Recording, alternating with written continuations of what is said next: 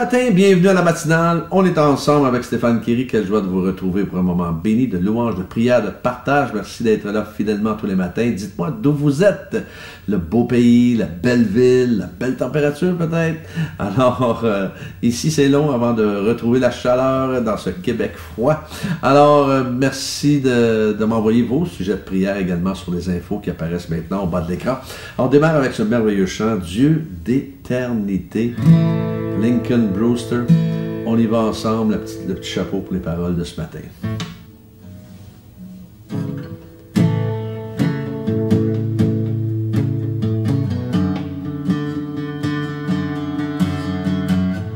La force est pour celui qui se confie et repose en l'Éternel, oui en l'Éternel. La force est pour celui qui se confie et repose en l'Éternel. Oui, en l'Éternel, mon Dieu, tu règnes à jamais.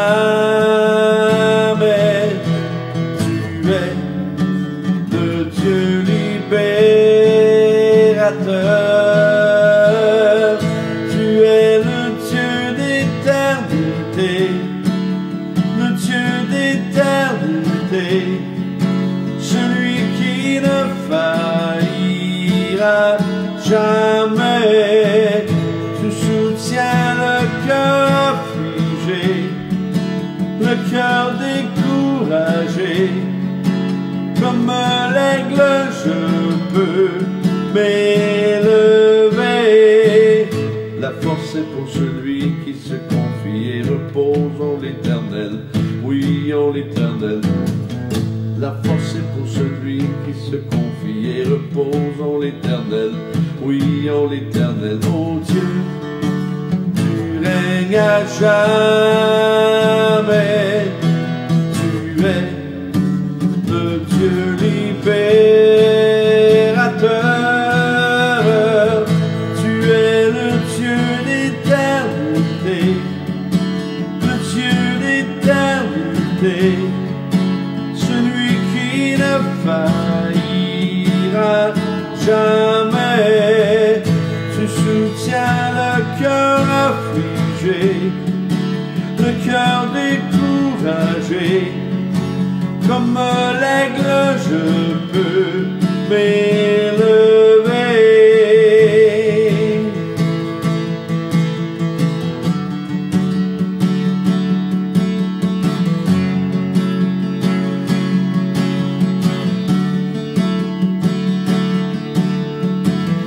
Tu es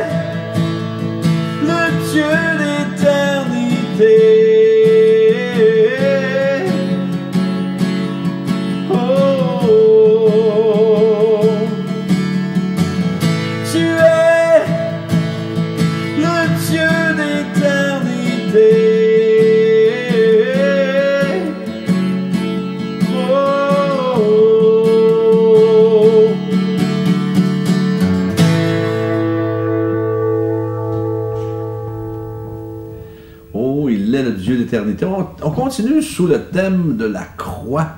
On va regarder dans 1 Corinthiens 2:2, 1 Corinthiens 2:2, car j'avais décidé de te connaître parmi vous, de ne connaître parmi vous rien d'autre que Jésus-Christ et Jésus-Christ crucifié.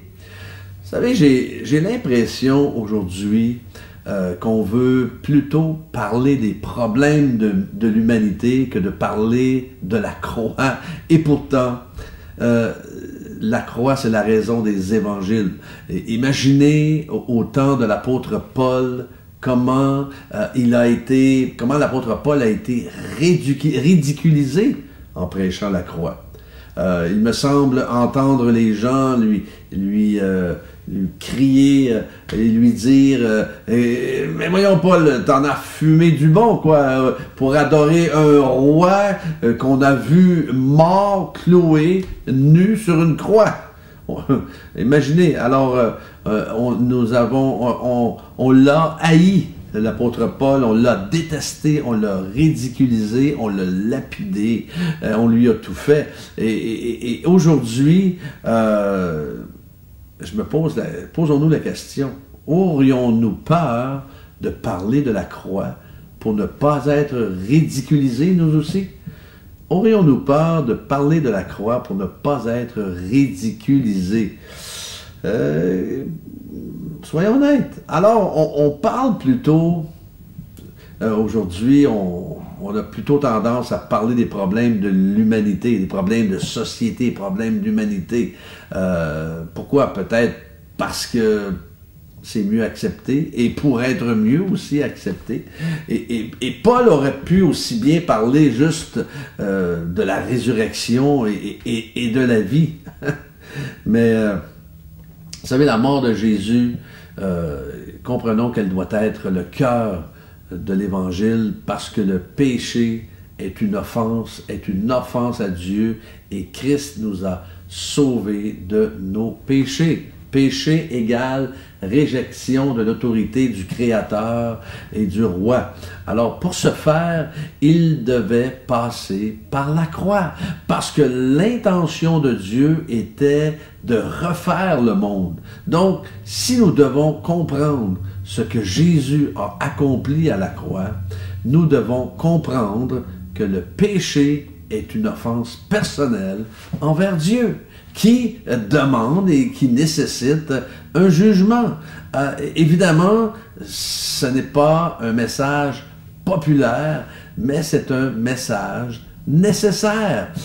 Ça dit dans Jean 3, 18, « Celui qui croit en lui n'est pas jugé, mais celui qui ne croit pas est déjà jugé parce qu'il n'a pas cru au nom du Fils unique de Dieu. » Alors, vous savez, il y a bien des gens, je discutais justement dernièrement avec un jeune homme dans la trentaine qui m'a littéralement dit, moi je n'ai jamais entendu parler de cela, jamais entendu parler de la croix, du salut, de Jésus ou ces choses-là. Aujourd'hui, il y a beaucoup de jeunes qui n'ont jamais entendu, ils n'ont pas grandi dans la foi, et j'ai commencé à lui expliquer que eh bien, évidemment, c'est notre responsabilité d'aller voir ce qui est écrit justement dans la Bible, dans le manuel du fabricant, et sur ce que Dieu dit par rapport à l'éternité et tout cela. Et évidemment, il me disait, ben oui, je fais des bonnes choses, je fais le bien, je fais des bonnes œuvres et tout ça. Est-ce que Dieu va m'accepter à cause que je suis bon? Ou bien il va tout simplement me dire quand je vais arriver au ciel, est-ce qu'il va m'accepter ou il va me refuser? Alors je lui ai expliqué un peu le plan du salut, comment accéder, comment lui ouvrir son cœur, comment lui donner son cœur. Alors il y a beaucoup de gens, il y a beaucoup plus que nous pensons, qui ne savent pas encore justement cette réalité de l'éternité, cette réalité d'un Dieu d'amour, oui, mais d'un Dieu qui va juger ceux qui n'auront pas accepté Jésus-Christ comme Seigneur et Sauveur de leur vie. Alors, c'est important cette dimension, de parler de cette dimension de la croix, parce que, justement, ça a coûté cher. Cette croix-là, Jésus l'a subie pour nous. Il l'a subie afin que nous ayons accès au Père. Il l'a subie afin que nous soyons capables à nouveau d'adorer Dieu. Alors, il nous a reconnectés avec lui. Il a complètement reconnectés avec lui. Alors, c'est pour cela que je vous dis ce matin, je vous parle encore de l'importance de cette croix. Alors, on va prier là-dessus. Alléluia.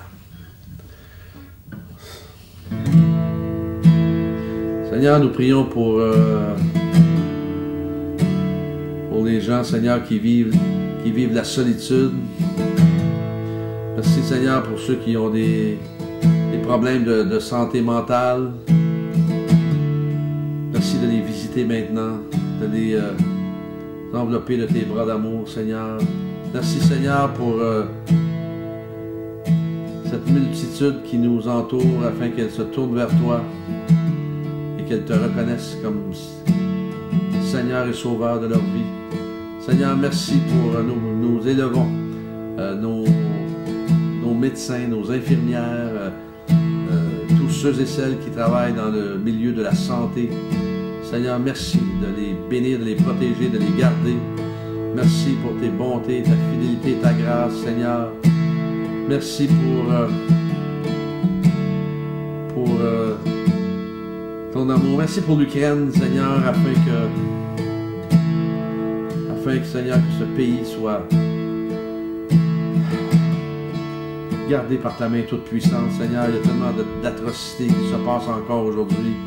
Merci de faire une œuvre surnaturelle extraordinaire. Merci pour tes bontés qui, encore une fois, qui se renouvellent à chaque matin à notre égard. Merci pour mes frères et sœurs connectés ce matin. De les bénir, de guider leurs pas tout au long de cette journée, de les utiliser. Et Seigneur, qu'ils puissent être un sujet de bénédiction et de joie pour tous ceux qu'ils vont côtoyer aujourd'hui. Je les confie entre tes mains, que la bénédiction les accompagne. Amen.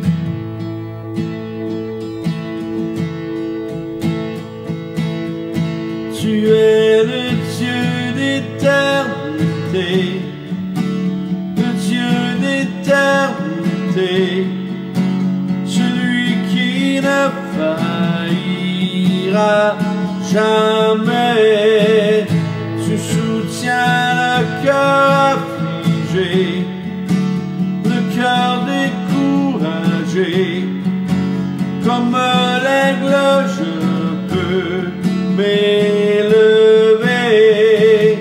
Tu es le Dieu d'éternité, le Dieu d'éternité, celui qui ne faillira jamais.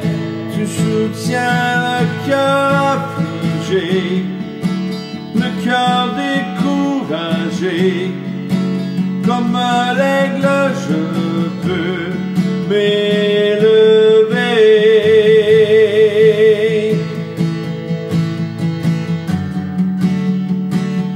Tu es le Dieu d'éternité.